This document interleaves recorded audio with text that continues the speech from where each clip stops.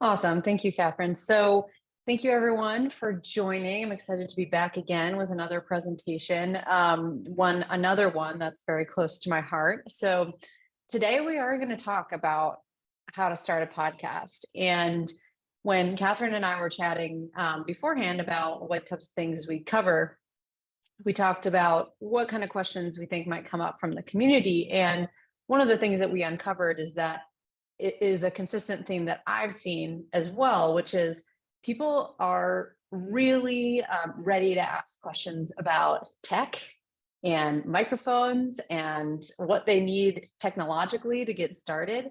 But today we're really going to focus on honing in on the purpose of starting a podcast and actually do a little bit of workshopping of your potential ideas or your why and why you want to actually start one. And the reason we start with that is because it doesn't matter what mic you have if you don't have a good foundation and why you're starting this thing in the first place. We can talk about mics.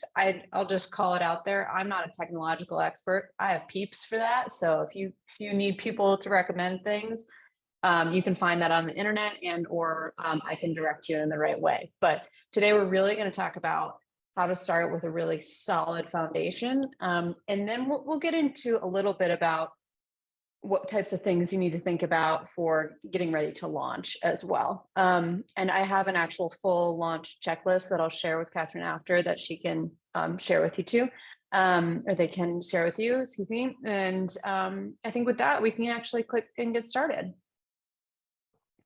Okay, one moment there we go. Okay, thank you. Cool. And thanks for moving that along. Cool. So you might be wondering who the heck I am. So this is who I am. I'm Emily Holland. My pronouns are she and her, and I live in Boulder, Colorado. I am a podcast strategist and producer and consultant.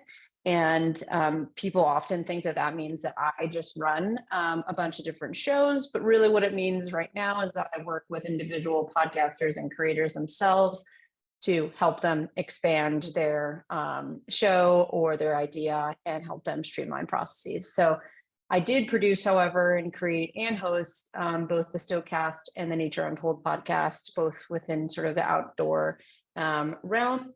And as I call myself, I'm a sober outdoors woman about town. So, catch me on your local trail out here. And most importantly, I'm a dog mom. So that's just a little bit about me to lay the groundwork here.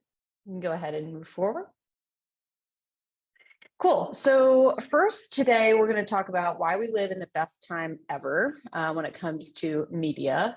We're going to talk about and workshop a little bit your why behind wanting to start a podcast, and then use that to create some of your potential messaging around your podcast. Then we're going to talk a little bit about the importance of defining your audience, doing a time and energy audit. If we have time, we'll go through some of the pieces on the launch checklist, and of course, Q&A. It's listed last here, but as you have questions as we go along, feel free to drop them in the chat. And then Catherine, if you want to popcorn those in at any time, I'm happy to take them. Absolutely. Cool. Okay, so I am a real big podcast nerd, as you can probably already tell, but in my opinion is that we live in the best time ever when it comes to media. And there's a lot of people out there who lament the amount of information and media that's out there, but I think it is honestly the coolest thing, especially when it comes to podcasting, because never before in history have you been able to listen to the types of conversations that are available out there in the world, things that make you think differently, things that make you laugh, conversations with world leaders who you would never have like an intimate conversation with. You can actually listen in to hear their perspectives on things. That's incredible. That has never before been that way. And so I just want to share that enthusiasm with you about the podcasting space. So just to sort of lay the groundwork about where we are with podcasting, there are over 2 million podcasts out in the world. Many of these are part of what we call the elephant graveyard of podcasting. People who maybe got in too deep really quickly and got excited about the project and then abandon it usually within 10 episodes or less. So a lot of those 2 million are in the elephant graveyard. However, as far as these other stats go, 62% of Americans have at least listened to a podcast. And I believe it's 71%, maybe even higher, in the 70% percentile, are at least aware of podcasting in the US. That's an insane amount of people. So on average, if you are a podcast listener, you listen to about 8 different shows per week. Personally, I probably listen to 12 to 15 shows per week, depending on if the episodes look good. But yeah, that's on average. And then this is an interesting stat because when you think about, maybe the future of your potential podcast and potentially monetizing it,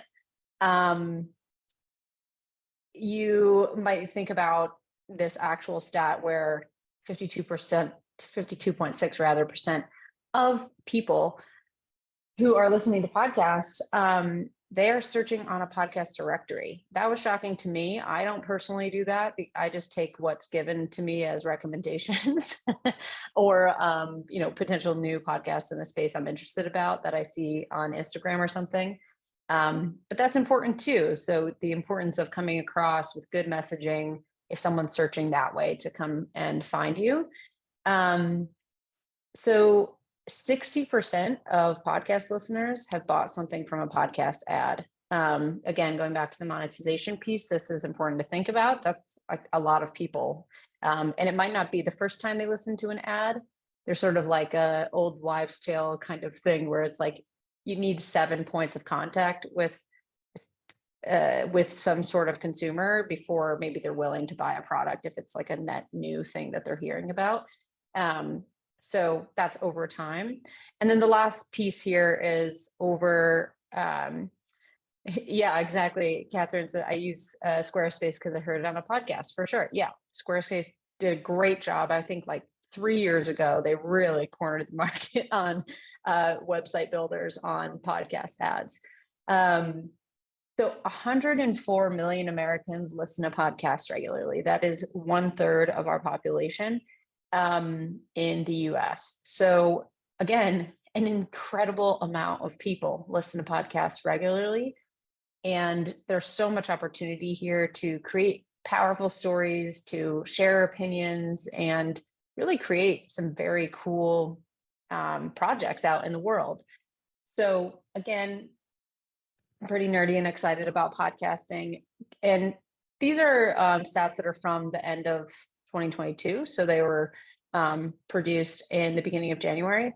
The podcasting space will definitely shift in 2023. The sort of like cream of the crop when it comes to quality and storytelling and production will rise to the top, and some of those maybe more elephant graveyardy types might not be able to make it as far as they had been in the past when things were a little bit less competitive. So just something to think about. There's no actual stats that I want to share about that yet because it's to be seen. These are just sort of like trends and thoughts that a lot of people in the podcasting space are making right now. Okay, I just talked a lot at you. Are there any questions on those stats before we get into the next piece here? I don't see any questions or comments in the chat, but again, don't be shy, everybody. Happy to have those in the ongoing conversation here. So we'll keep foraging on ahead. Cool. Foraging on ahead. Foraging. We will forage on the way while we were foraging. Okay, quick poll, and this, please use the chat. This is a very vague question, but I just want to see what people's reactions are. Do you know your why? Why you're here? Why you show up and do certain things? Why you're in maybe the profession that you're in this industry? And you can use the chat if you want, but you can also privately think about this.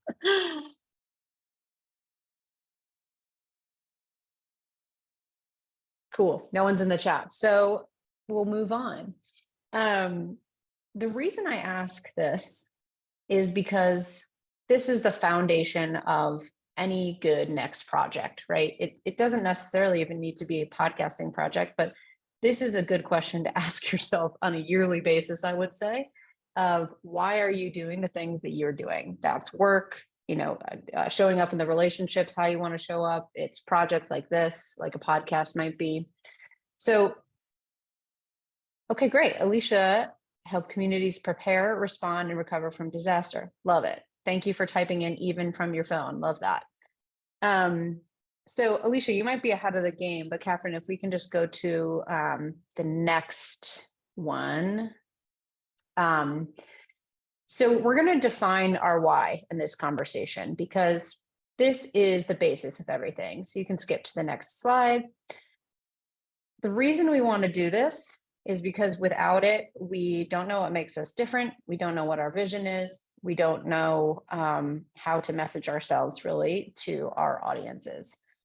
So take maybe 2 minutes and write down who you are, who you serve, what communities you serve, and the impact that you want to make in the world. So who you are might be that you're a passionate, organized, caring individual who serves communities of, let's just say for me, communities of folks in recovery or in sobriety. And the impact that I want to make is to make people feel like they're less alone in that journey, so that we can all lead healthier lives. Right. So I just came up with that off the top of my head. I haven't done that in a while, but that's the kind of thing that we want to think about here. So yeah, I'll give you 2 minutes just to write some notes down, and we'll use some of this verbiage in the next piece too. So definitely write it down. Yeah, while we're waiting for folks to kind of come up with their ideas here, I just want to say, Emily, like even when we were putting together the No Really Everything's Fine podcast, we kind of did it on a whim just because we were friends and we all like talking about this stuff. But it was really interesting, like as you've described this, the skeleton and the infrastructure and everything that goes into this, we did this all very naturally. So I would say that having a group can really help you get that laser focus because we were talking about, well, do we want to monetize this? What do we want to do? And ultimately, we were just like, we want to bring some levity and some happiness and some cheer into the space while educating people. And so I love that you've actually put together this really useful format to get people started.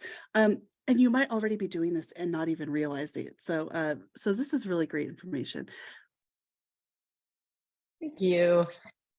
Yeah, and I think like having anyone to bounce these types of ideas off of is great. Like these are the types of things that I like to do reflective questions for my business and for podcasting and just for life. And often I'll do it with my partners so that I can sort of share my reflections and see, like, is this how you see me? Because this is how I see myself, but is this how you see me? And a lot of times those really close people in our lives too can help us discern these answers to these questions and mirror back to you things that maybe you don't think about yourself or notice about yourself, but that really make you very unique and qualified for this potential project or podcast.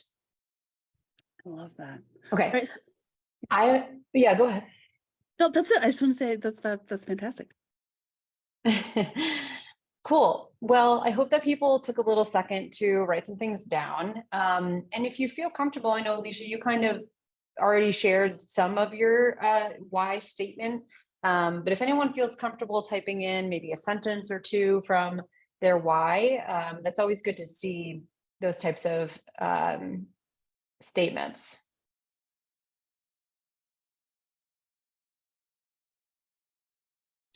And in the meantime, we can scoot to the next slide here. And the reason I wanted to start with that is because that verbiage, oh, Paul, you wrote in. Okay, I'm going to just read this out loud. I'm a psychology geek who wants to explore typologies, mental health, sexuality, etc. I serve blank. Dobby has no master. Honestly, not sure how to answer this one. That is a great point. And then the rest of it says, I'd love to create and foster a little community of silliness and acceptance. Oh, I love that. I love all of it. And I love that Dobby has no master. But I really like that last sentence. And I think even making it even more active is I create and foster little communities of silliness and acceptance. So it's very active. So it's funny who I serve, maybe a little bit more information about that before we move forward. So when we think about who we serve, like for me, I serve individual creators who want to extend their podcast to greater audiences. Those are the people that I serve. You could say that you serve people who are also, in your own words, psychology geeks who are interested in feeling less alone, or you serve people who might be interested in typologies by telling stories of X, Y, and Z to create that community of silliness and acceptance. I'm just spitballing here, but it's not about necessarily having a master like Dobby, but it is about like the community in which you want to serve. So I hope that is helpful as like a distinction of that particular sentence, but love what you're working with there, Paul. Cool. Okay, cool. He's getting a clear idea. Perfect. So defining your message. So this is a little bit similar to your why, but where your why is very like internal focus about yourself and about who you are. You can skip to the next slide. You're defining your message is about what's going to be out there externally when it comes to your actual podcast. So again, who you are, but what do you want to share with the greater audience? Like what makes you uniquely qualified to have this particular show, for example. So who you are, what this podcast idea is about, right? So, Paul, I love what you're saying already, like creating community of silliness and acceptance. Great. Like maybe a little bit more topical information there. And then what the audience will take away from the episodes. So you might take away that, I thought I was the only person with this issue, and I'm not alone in this particular topic. So again, we're going to do the same maybe 2 minutes here of just thinking about that and taking some notes, writing down what you're thinking when it comes to these more externally focused prompts. I have a question for you in this context. Do you think that there's a difference in the success rate between podcasts that are kind of led by lay people or podcasts that are led by experts? Like, is there a preference, or is like the one that succeeds, or like what might the difference be between those two? Interesting. So expert in the space that they're talking about. Yeah, or like even, I mean, mean, some of like the professional journalists, or like yeah, because there's kind of this differentiation in my mind of like people who are in the trenches doing stuff, and then there's this kind of like educating people kind of vibe that some of those podcasts give up as well. So I'm just curious which you think resonates more, or which has a stronger future coming ahead. Yeah, that's an interesting question. I think there is room. I mean, my very big pie in the sky view is that I think there's room for all. But I do think that obviously having like a journalistic or expert background in a particular topic gives you a leg up in that particular arena. However, if someone is curious, good at asking good questions, and good at forming story, which you can get better at over time, you don't need those skills right away. That is a lot of what's interesting in podcasts, right? I mean, there are like, oh my God, Guy Raz from How I Built This. He's not necessarily an expert in building multi-million or multi-billion companies, but he's excellent at asking questions and kind of like analyzing answers as they're happening to ask another question. And then of course he has a great team that puts it all together, but like he's a good example that doesn't need to be an expert in a particular space to come off authentic in that particular space. If you're curious about something, let that curiosity lead you, and then the episodes and the quality of those episodes will follow suit. But I don't think there's necessarily like one does better than the other. I mean, there's tons of podcasts that are insanely successful that have very non-expert hosts, I would say. I think we can all think of a few that maybe shouldn't be out in the world, but that's neither here nor there. But yeah, so does anyone want to share a little bit about their messaging reflections?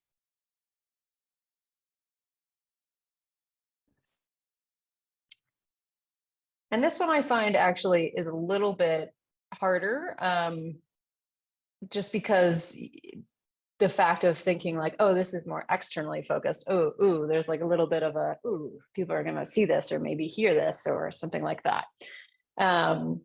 So no worries if you're still working on it. We'll move forward. But if you do want to share, yeah, Michelle, great. Okay.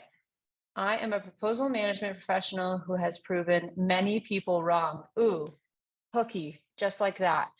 The podcast is about redefining proposal management processes for every business, not just the Raytheons and the Lockheeds of the world. It makes concepts relatable so proposals aren't so scary. Listeners take away information that they can use immediately to improve their processes, real stories that inspire them, and data that give them the confidence to break away from the traditional methodology. Okay, I love this. Wow, Michelle, great job. I love the proven many people wrong. I'm like, ooh, what's this about? I love that. And then the redefining the processes. And I love that you just calling out big companies like, it's not just about this, it's about all of these other businesses as well. Okay, you're also terrified of public typos. There's only one that I saw really, so don't worry about it. You're typing fast, all good. Very cool. And so this is great. I think there's like a little bit of finessing, but honestly, this is an intro. This is almost a perfect intro to a show. Obviously, you want to say your actual name, but that and a couple other things, you got something really strong here. So great job with that. Awesome. So are people kind of getting a sense of how this works and why this foundation is important? Maybe give a thumbs up in the chat if you're feeling like, cool, this feels good, like feels like we're starting off on the right foot. I'll just assume there's thumbs up coming in and we can move on to the next slide. Okay, now we already know who you want to serve as a community and you know what your listeners, you want them to take away. Now it's really important to understand what they care about, because you can't craft good episodes if you're really not understanding what your potential listeners care about. So if you scoot forward, there's some questions that you want to answer, and we're not going to answer all of these because there's a lot. But who are they? Give some information about who they are. Are they in a particular area of the country, of the world? Are they in a particular industry? Are they part of a particular type of like sports fan group? Like, who are these people? And then based on that, what do they actually care about? And this is a really important question. This will help you create episodes that do well for the audience that you're trying to serve. Because if you're just creating stuff that maybe you're interested in, that's great. But audience comes first and audience comes last as well, meaning they're with you throughout the entire journey, regardless if you have sponsors, regardless if you have partners. Like, the audience is the most important thing. So if you don't create episodes that they care about, they won't keep coming back. So really try to think about, what do they actually care about? Well, they care about like having time freedom. They care about work-life balance. They care about, retiring at a reasonable age. They care about, I don't know, the New England Patriots. What do they care about? And then what do they like to do in their spare time? So similarly to that, it's like care about, and then what do they do with their actual time.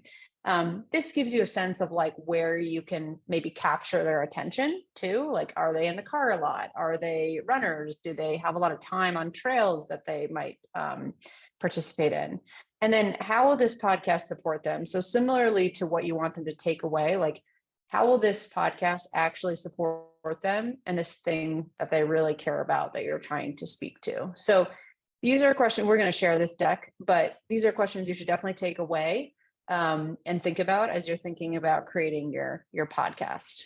Emily, So any questions? Yeah. Oh, I just wanted to jump here and say that our community as sales professionals are already really good at doing exactly what you're describing here, because we have to understand the people that we're selling to. So what you're showing us here is already probably pretty close to being second nature for everybody who's in this room and who might be watching this in the future, because we're talking about, proposal sales. So this is just like understanding the person who's going to be reading your document or assessing your demo. So this should, it's something that's reinforcing what we already know. We can actually apply a lot of the principles that we've learned in our professional lives directly to our podcast, which is really exciting. And I don't know how many folks realize that. So this is great. Oh, I love that. I love that connective tissue. And I used to be in sales, so I should have put that together in my head, but I didn't. But that is such a good point, Catherine. And you know what? That's probably why all of these whys and messaging that we're reading in the chat are already so spot on, because y'all already know this intuitively from your work life. Love it. I've got one real quick question for you, Emily. And I guess it comes like when we're talking about the writing aspect of this, we're seeing people writing out elements of of what they want to do with their podcast. And this is like maybe a slight departure, but I'm curious how many people actually script out what they're going to say on their podcast. Or are you going to address that a little bit later? I wasn't going to do that. I mean, that definitely depends on the type of show that you're creating, right? I think anyone who's on here probably listens to podcasts, probably why they wanted to come to this session as well. But there's long form interview type of shows. There's narrative storytelling type of shows, kind of like a NPR. My gosh, what is the name of their most famous podcast? I'm losing my brain here. Oh my God. Anyways, it's kind of like an NPR style, like, there might be sound design, there might be narration, and then an interview and like all this sort of stuff. This American Life. Thank you, Alexandra. My goodness. And then might be more like monologue style episodes. Some podcasts just read blog posts that they find on the internet. So it really depends on the type of episodes that you're creating. I know for most people that I work with, it's long form interview, and they may have an outline for their conversation, like questions they definitely want to ask, areas they definitely want to go into. But certainly less scripting in that world of just like kind of free form, long form interview. Certainly with narrative storytelling type of episodes, that is like fully scripted almost, besides if there's like actual live interviews that are coming in and out of the conversation.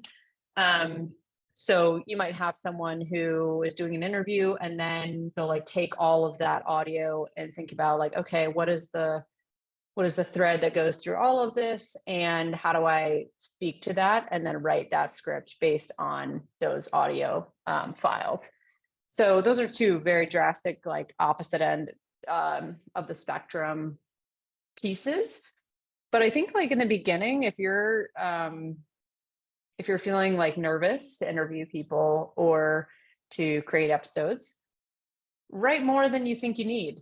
And you can always re-record if you need to, if it's not like in an actual interview.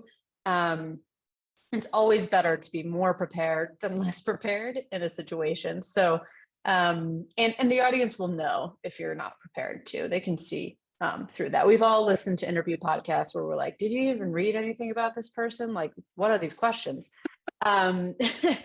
So anyways, I could go into more detail there, but is that helpful, Catherine? Yeah, I was just kind of curious, because as we talk about this, we talk about the writing aspect. I'm just not sure how people would feel about the level of preparation that we would need to feel comfortable. And so I was just curious how most people do it. Yeah, it's super varied. Yeah. very varied. Great, thank you. Okay, let's scoot forward here. Okay, my favorite things to talk about. So, the next thing I want to talk about in the idea of starting your own podcast is this other foundational piece, which is the time and energy audit. So, I try to do at least a time audit, at least like once every 3 months, just to see how I'm spending my time on a given week.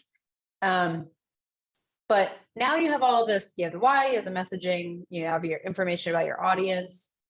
Now it's time to think about how much time I have to commit to this project. And the reason that I recommend doing this is so that you can avoid the elephant graveyard that we talked about earlier, where podcasts go to die.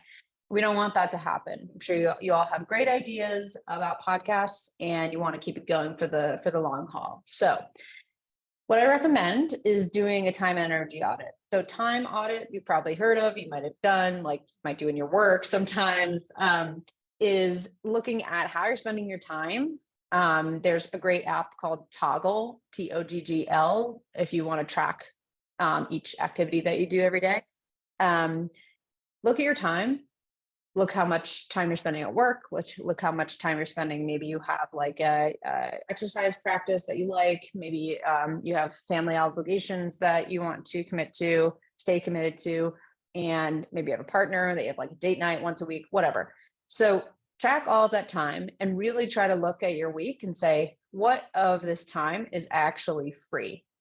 And I use this example with Catherine in our call, but essentially, if you have a date night or something that you usually do every week that's really important for your relationships or your life, like exercise, relationship stuff, work, and you're like, well, I could do this work for this podcast on Wednesday afternoon or evening. Like, well, no, you have a date night and that's very important. You should certainly keep that.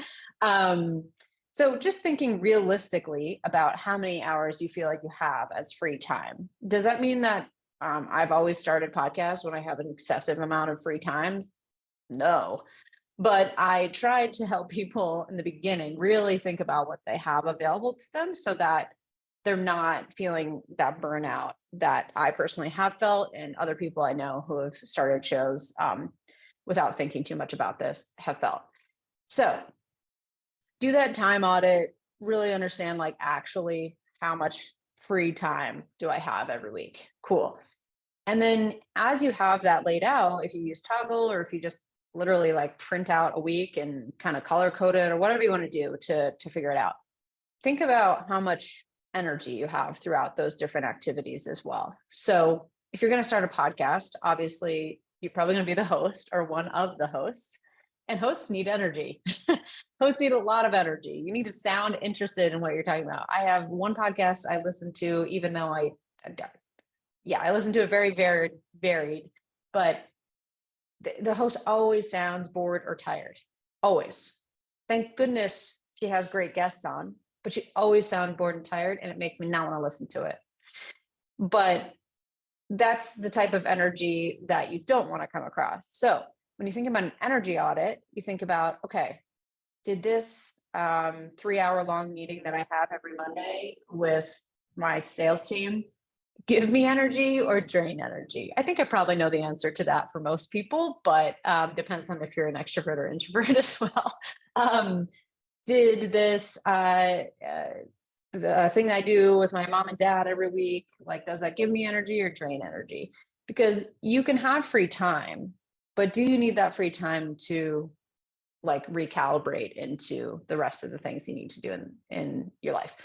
So this right now probably sounds like I'm telling you to not start a podcast if you don't have any free time and or energy to do it. It's not necessarily the case, but I just want you to have a really good perspective on your calendar and what gives you energy and what's taking away energy from you before you add this other thing in that could take so many hours per week, depending on what type of show you're doing, how frequently you're releasing, stuff like that. So that's my spiel on time and energy audit. So are there any questions about that? What I do want to say here, Emily, is that when I was starting when we started our podcast, and there's nothing in the chat or Q&A right now, but obviously we're happy to bring that up. But when I was starting, No Really Everything's Fine, and trying to get some of this podcasts off the ground in different ways, the way that I kind of practiced for that was going into other people's podcasts first and seeing really what it was like to have that experience for like 60 to 90 minutes. Some of these are really intensive conversations that you have. And if you can understand what that feels like, and you understand what that's going to be like for a once a week or once every 2 weeks, or sometimes we'll record 3 or 4 sessions in a row. And so understanding what that felt like helps me be more prepared, so I could bolster myself to like get in there and really have the energy and have that expectation. So that's kind of how I practiced. Did you do that as well? I was never on a podcast before I started my first podcast. But since then, in the last year or so, I've probably been on, I don't know, 20 podcasts. And it is really helpful to get a sense of people's process, because there's also many folks who are very unprepared or like disorganized around it. And you can see what you don't want to do. And then there's certain people that I've been on their podcast and it was so organized and so streamlined and so professional that those are like, oh, cool goals. Like these are the goals for being a podcaster. Yeah, and I do think the level of preparation that you may need for each conversation that you might be having for your show, you can learn a lot about that by being on other people's show. Obviously, as the guest, you don't need to prepare as much unless you're like a professor or something that needs to like share a specific type of information. But yeah, I think that's a great point. So if these are experts in things. Like everyone here is an expert in something. And everyone who has a podcast is almost always looking for someone to come on their podcast. So I would say, if people are interested in podcasting, maybe try that, Catherine, like you said, just going for some interviews to get a sense of what the process is like, and getting a sense of like reacting live to questions, trying to come across in a good way. Super, super important. Yeah, can you share that out loud, what you just mentioned? Oh yeah, matchmaker.fm. That's where I started finding. I ended up talking to one of my buddies probably about a year and a half ago now, about like, hey, where do I find podcasting opportunities? And matchmaker.fm is kind of a place where amateur folks will congregate and try to find guests for their shows. There are tons of people in all different types of categories, from sports. And again, matchmaker.fm not sponsoring us today. It's just a resource that I'm aware of. But there's categories, gender and sexuality, like what Paul was saying about some of those communities, or there's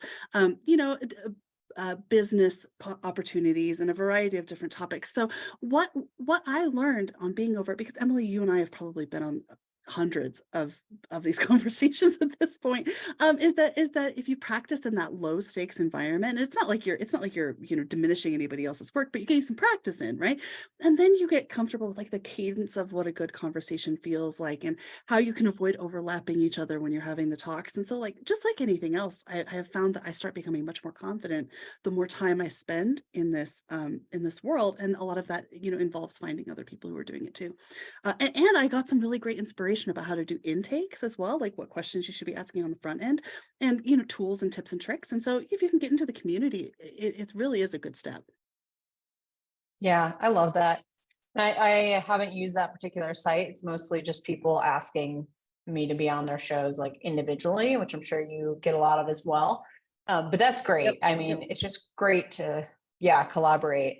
I love it. You're like, you learn not to talk over people, and then I just talked over you. So sorry. We're doing great. We're doing great. Oh no. Okay, cool. All right. Yeah, we can move forward. So the next couple slides are, I would say, a little bit scary. So I was hesitant to even really include them because I was worried that they might be a little overwhelming to think about. But I erred on the side of including them because I do think it's important to understand like what needs to go into a launch.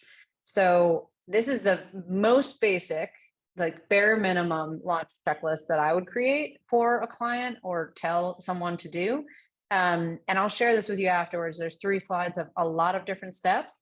We'll just go through them quickly so we can do some Q&A. And then if you have questions afterwards, Catherine will share my contact information. You can certainly send me a note. Okay. So there's like more information in the actual launch checklist I'll send to you. So first of all, you have your messaging, you have your why, you have your audience, you have all the foundational stuff. Plan out show specifics. Okay, this is things like tone. What do you want the tone of the show to be? What do you want the segments to be? Do you want segments? What do you want the intro and or outro to sound like? Are there interviews happening? Are you going to do monologues? What are the show specifics? Okay. And like I said, I'm not a tech expert, so I'm not going to share with you the mics you should get. They change every single week, basically, and it depends on your computer. It depends on so many things. So get equipment. There's tons of great resources out there to tell you which equipment to get. I can share some blogs with Catherine afterwards for you to take a look at. But really, don't stress too much about the equipment. What you want is that the sound of the episodes to be good enough to not be distracting from what you're trying to share. Of course, higher quality is always better, but you don't need to start there. Just get used to the format first. Okay, so if you are doing episodes with interviews, creating a target guest list, super important. And then from that guest list, start guest outreach process. And that means interviews and scheduling as well. You'll need to decide on a hosting and distribution platform. So a few quick ones: Libsyn is a big one, Podbean, Anchor. Some of these are free, some of them are paid. Buzzsprout. Catherine, what do you all use for your show? For distributing, we use StreamYard to capture the audio and video, and then we use Podbean to distribute, and it gets us onto all the major platforms, including like Apple Podcasts and stuff like that. So yeah, that's great. Perfect. And then getting a logo and brand design, right? So like maybe even using some of the language from your why and from your messaging to share with the designer about your show. Use some of those show specifics. You can use a site like Fiverr to get a quick design that's a little bit cheaper, or you can go with like a full-fledged graphic designer. It's totally up to you how much money you have to invest in this particular project. Okay, next slide. Oh, sorry, real quick. And Michelle says we're going to post the sources for hosting, right? Do you have a list of those, or? Yeah, I'll just list them out in an email. Yep. Okay, thank you. Okay, so creating social media accounts. If you already have a great following on your own personal, you don't necessarily need to start something that's just for the podcast. In fact, I wouldn't recommend that right away, just because you already have a social following. Focus on the goodness of the podcast versus building a new Instagram account. So if this is important to you to potentially make money off of this podcast or project, you want to create some sort of monetization plan. And that might look like reaching out to brand partners. That might look like an eventual inclusion of dynamic advertisement. It might be having affiliate partners. There's all kinds of different ways that you can make money from podcasting, which we would need a whole other separate hour to talk about. So you can ask questions in the Q&A. And then as far as getting prepared for launch, I would say minimum produce and edit a trailer and produce and edit the first 3 episodes, so you have 3 in the bag before you're even getting to that launch date.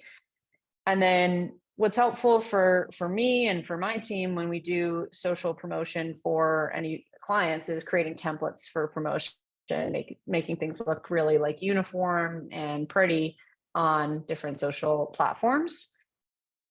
And then can scoot. Yeah, I just want to say, having some in the tank here, producing and editing. Yeah. Have some in the tank, have some in the back. Trust me, that's a really good advice. Yeah. And if you have a weekly show, definitely like 3 is the minimum I would have. I might even say 6. Like that's because those first weeks will go by so fast that it will be like getting to the 6th week and you're like, oh God, yikes.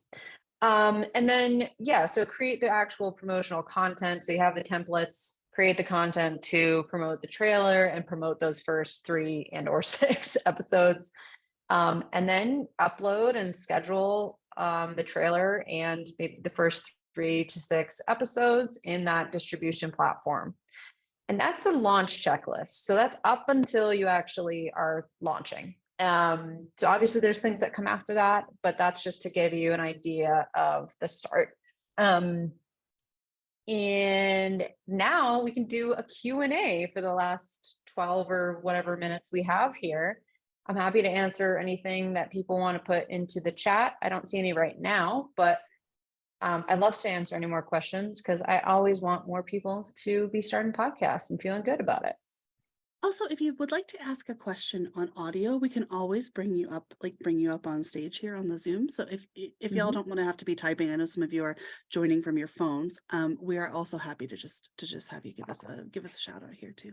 So cool.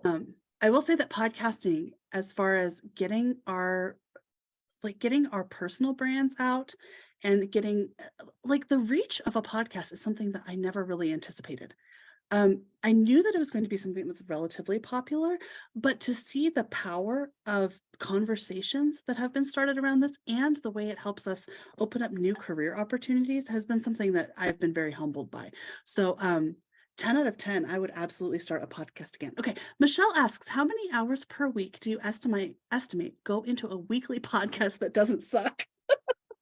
Oh my gosh. Oh, Michelle, I think Michelle and I need to be friends from what I've seen so far. Okay. Oh, I don't like to answer with it depends, but some of this depends. So a couple questions I would ask first. Are you editing the audio yourself? And if so, to what degree? Are you cutting any ums out? Are you cutting full segments out? Like what type of editing are you going to do? And or are you going to offload that, outsource it to an editor? That is a huge chunk of producing a podcast. So that will dictate a lot of the hours per week. So the other question I would ask is how many interviews you want to always have in the tank if you're doing like a long form interview. So a long form interview would probably be at least 45 minutes to an hour of the actual conversation. Then I would say if you do an intro call and prep for that person, let's count an hour for all of that, like a separate intro call. And then if you're editing an hour-long conversation, I would at least give yourself an hour and a half for that, at least. Maybe I'm a terrible editor, but that is the shortest amount of time for an hour-long conversation. Recording the intro and outro and any additional things you need to have in the episode. So that's 4 hours. And then there's the creating social assets, scheduling it. So I would say at least 5 hours for a weekly podcast that doesn't suck. Now, there's so much more that can be done for a podcast. Like there's so many other channels. Like, do you want to have an email list that you connect with your audience that way? Like, are you managing a social that's separate from your own for it? Like, there's all these things that kind of creep up and add other administrative pieces. The back and forth with scheduling with people. All of that takes some creep into the time per week. So hopefully that's a little bit helpful, but it does depend on the type of show that you're creating. So sorry that question is not fully answered, but hopefully that gives you some sense of per week. Yeah, so it's a pretty substantial chunk of time. Yeah. Oh, sorry, go ahead. Oh, definitely. No, definitely it's a chunk of time for sure. And some people ask me, well, I need to have a weekly show, right? Because that's how you get consistency and that's how you get listeners. And the answer to that is no, you do not need to have a weekly show. What you need to do is show up consistently. So if you say you're going to show up once every 2 weeks, you better show up at once every 2 weeks. I would start with less and then add in more as you get more comfortable. Like if you have a monthly show, you could do that first. And then, oh, okay, I actually want to do a bonus episode. So it becomes every 2 times a month that you produce an episode. It's better to do that than to start trickling off, in my experience. Mhm. Okay.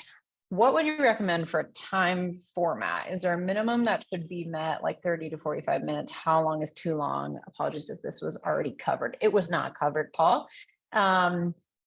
This is all of these questions are like, it depends. But it depends. It depends what you are talking about in your podcast. So I know you mentioned a couple different topics that you're interested in, Paul, in your earlier why. So it really depends on that.